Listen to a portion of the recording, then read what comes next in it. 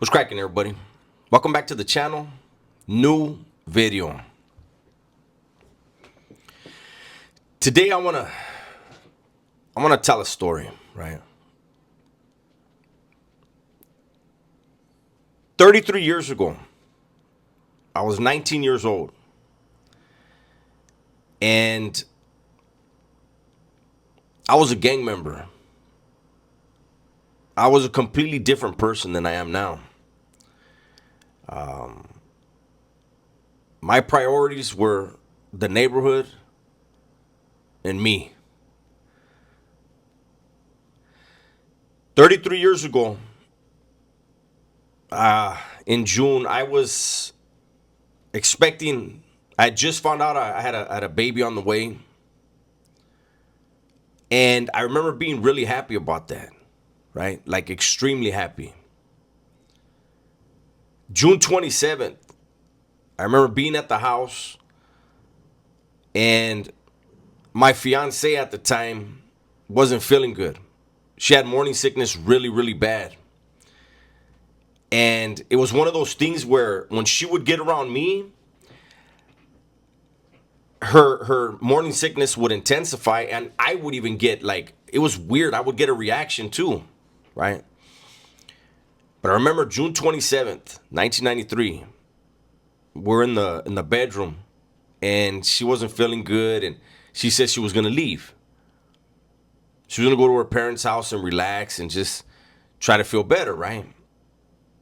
And I remember being upset about that. Like, damn, you can't just kick it. And while we're talking, one of my homeboys calls. He's like, hey, what are you doing? I said, I'm just right here chilling.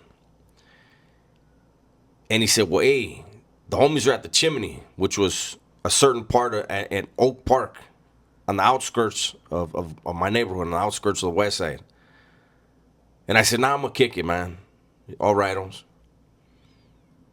A little while later, another one of my homeboys calls. Hey, what are you doing, Holmes? The homies are over here at the Chimney celebrating the homeboy so-and-so baptizing his son. I said, nah, I'm going to kick it. Then after that call is when she decides, my fiance decides she's not feeling good at all and she's going to leave, right? So she leaves. Then my homeboy shows up. I've told this story a bunch of times. I'm going to say it again, man, for a reason. One of my closest homeboys pulls up to the pad, and I remember we were playing Sega Genesis. We're playing Madden, right? And he's like, man, I kind of feel like drinking. I said, well, the homies are over there at Oak Park, eh? They're at the Chimney. You want to go? He's like, hell yeah, let's go. I said, all right. And instead of walking over there, I said, hey, I'm going to tell my mom, drop us off. So I go and I tell my mom, hey, I just paroled, mind you. So I told my mom, hey, give us a ride to Oak Park. She said, all right, hold up. Let me take care of something real quick, and then I'll take you. We stepped outside, and I felt it. It was a weird thing in there. I felt it. And my homeboy looks at me and he goes, hey, you know what, Holmes? I got a bad feeling about this, eh? He goes, let's just go back inside.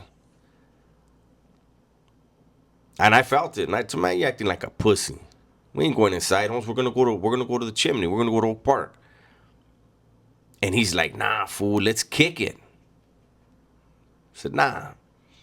So he goes, well, I'm gonna jam, Holmes. You're gonna have to go on your own. I said, all right. So I'm being a dick, talking shit to him, and he leaves.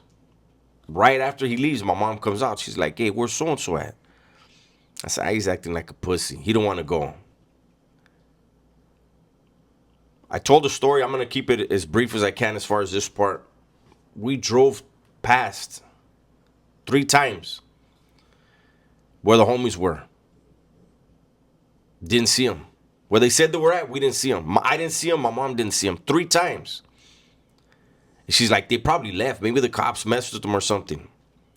And I was like, nah. And I told her, go to this. So we went around the corner to one of my homeboys' pads.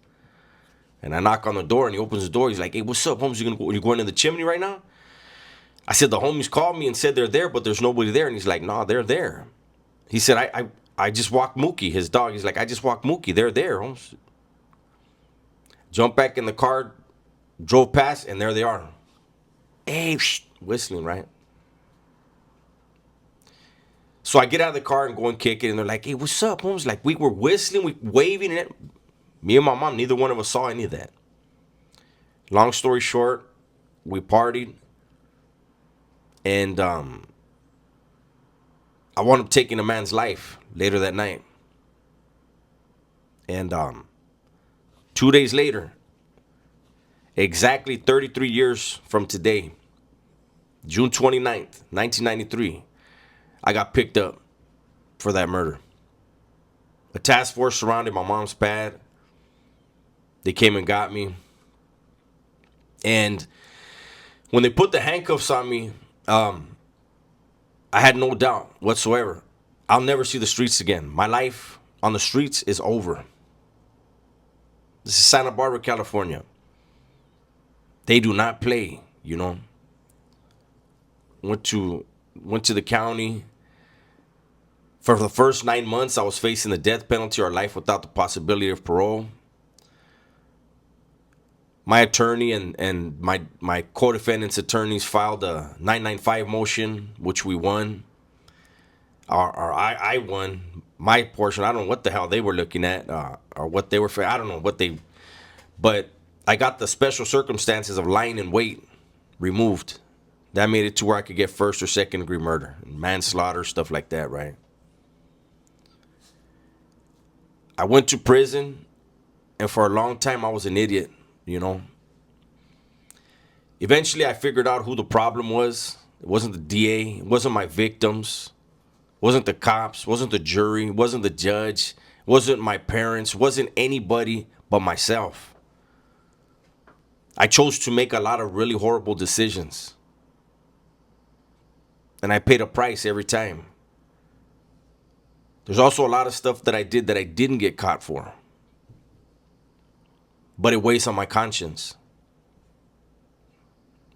You know, recently, this is why, you know, I would have preferred to wait till like 35 years or whatever, but I want to do this video for this reason here. Recently, the troll channels that constantly, you know, talk about me, they reached out or they got in contact with one of my victims that night. And my victim did an interview where he gave his version of events, I guess. I don't know, I didn't listen to it. I just heard, you know, he had some things to say about me, right? And let me say, I'm human.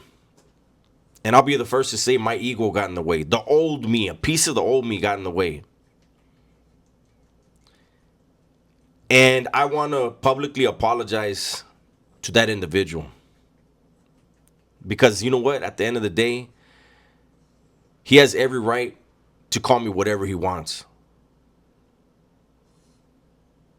I took his friend from him. I took a father from his son, a brother from his brother and sisters, a son from his mother.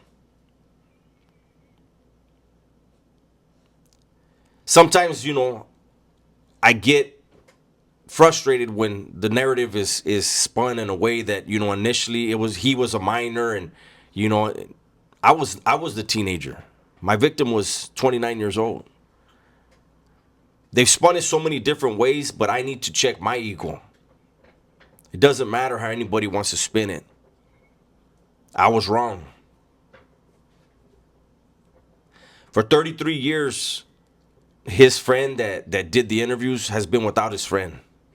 And I apologize. For 33 years, all of his friends have been without him. And his family. His wife, his son. A lot of people don't know I was friends with my victim's sister. I've always wished, I didn't know, I didn't put it together until one day I was in court and she showed up for one single court hearing. And I looked at her and I was like, hey, I was happy to see her, like thinking maybe she had, you know, a case. She was sitting in the audience and I looked at her and I smiled and I was like, what's up? And I'll never forget the way she looked at me like how dare you? And then I realized who she was sitting with. And then her last name hit me. Again, her and I were friends. And I remember thinking throughout the years, I wish somehow, some way I would have known that was her brother. But I had one of the biggest egos in the world back then. I had a chip on my shoulder back then. I tried to give him a way out. Whatever happened, happened. At the end of the day, I was wrong for what I did.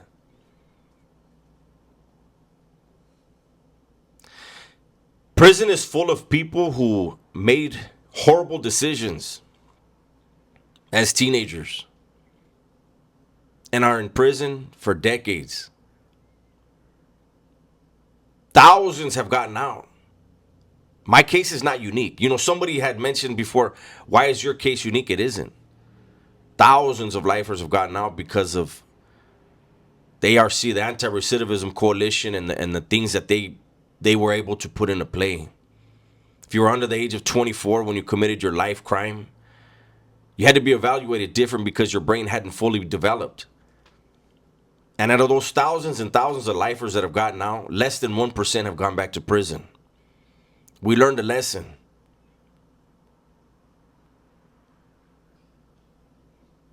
I try, and I'm going to fail. I'm going to fail. I try. I'm going to do more good than bad. But at times I'm going to fail. But I try to be someone that people can point to and say, man, that dude, you know, he did a lot of messed up things. He was involved in a lot of stuff.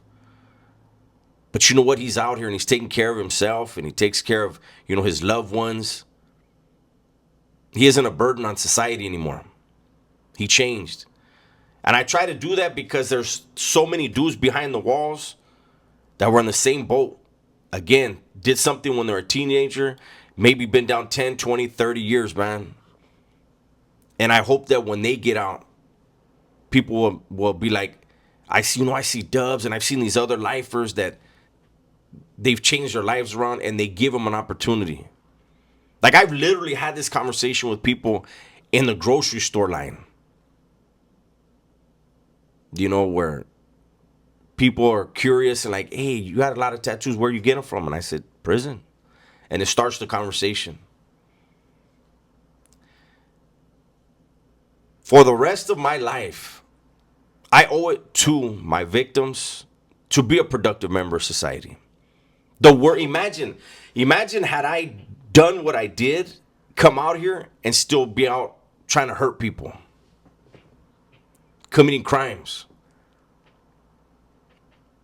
That would be so disrespectful to them.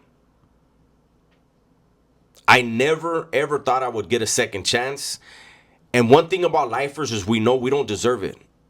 God chose to bless us for a reason. And so we're out here, we're doing what we can. None of us are perfect.